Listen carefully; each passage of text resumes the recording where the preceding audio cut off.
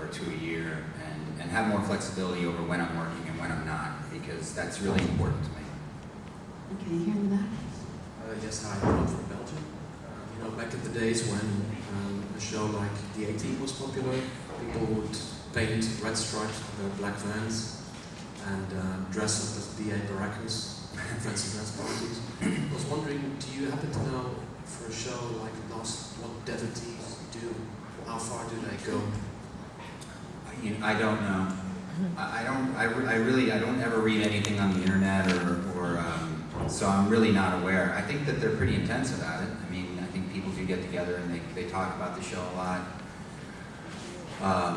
I know that we sell a lot of that Dharma gear, so I don't know, maybe they're dressing up as like in Dharma gear, and I have no idea, really honestly. Hi Matthew, Donald from Ireland. You grew up famously in a ranch in Wyoming. There's no TV. Not so much that your dad was anti-TV, but more pro-books and reading. Mm-hmm. How much of that influenced your acting, your own interest in acting and storytelling on that? I don't know, I guess, I really did grow up loving books and sort of crawling into the world that books have to offer, and sort of infinite possibilities, and I did really grow up in a very, very remote part of the world, and aside from my brothers, my mom and dad, and finding, using your imagination to entertain yourself, I think was really important to all of us, and I think that maybe that's fueled sort of my fascination with storytelling and being a part of it in any way that I can. I'd say it's possible. I mean, we really encourage our kids to read. We do let them watch a little bit of television. I don't want to be as hardcore as my old man was, but we really limit it, and I'm really happy. My daughter's 12, and she's finally really got a passion for reading, and she'll just spend hours by herself wrapped up in a story and come out and tell you what's going on. It's pretty cool. It's great. Just to follow up on that, you studied economics at university, and I understand that you actually interviewed for a job selling stocks. Do you ever regret, say you made the wrong choice professionally? I don't regret it. I feel so fortunate to have found the thing that I'm doing now, and I really genuinely love it, and I'm continually challenged by it. Every day is a new challenge, every story and every role.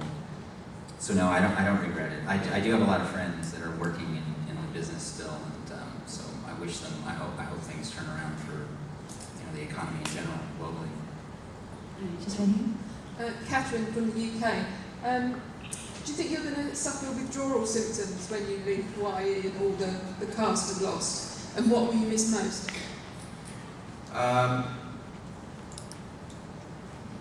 Yes, there's no question that, we've been working together pretty intensely and sort of in our own little bubble over there on that island for 5 years. So saying goodbye to some of the people from the show is going to be very, very difficult.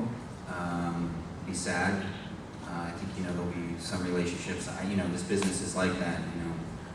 You work together so intensely, and your lives are sort of intertwined in the story and outside of it, and you think you're going to be friends forever, and the reality of all the complexities of life ends up, you really don't see those people very often. So I think that's going to be sad, and I think that that's part of the reason why I'm really focusing on enjoying the next 17 or 18 hours of Lost that we're going to make, and how it's all going to come to an end. As far as Hawaii, I've never really been much of a tropical person.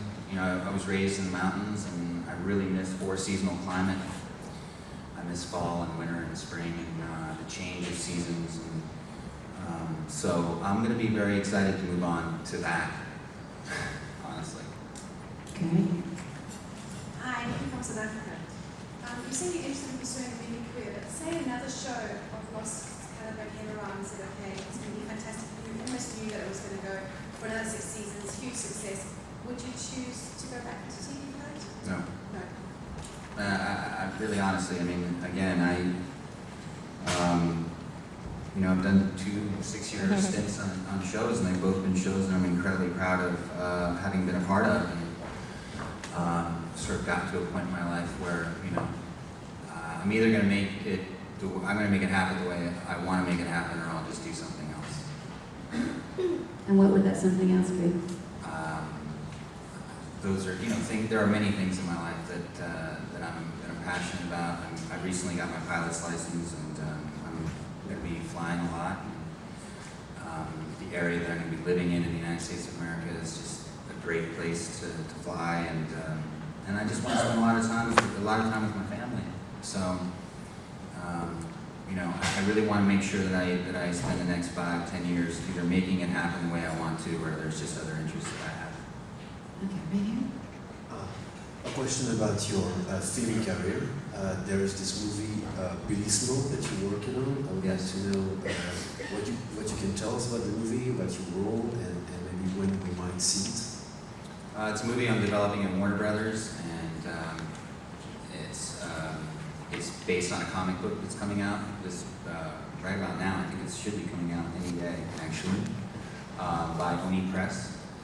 And the title character is Billy Smoke. He's a guy who's an assassin and has decided that the only way to redeem all of the things that he's done in his life is to eliminate himself, essentially every other assassin on the planet. And so it's based on a comic book. The movie that we're going to make out of it's going to be based in a very connectable reality, and yet be stylized and cool. And we're working on the script right now. Okay, right here. Santi Cosentino, publicist for Italian Rai Television and journalist for Female Magazine Intimità.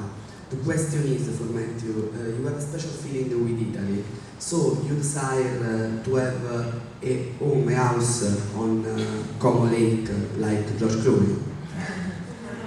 Well, my wife was born and raised in Italy, and I do love Italy very, very much. And we're going to spend most of July there with all of her family. And someday, I think, Margarita and I might have a little place there to spend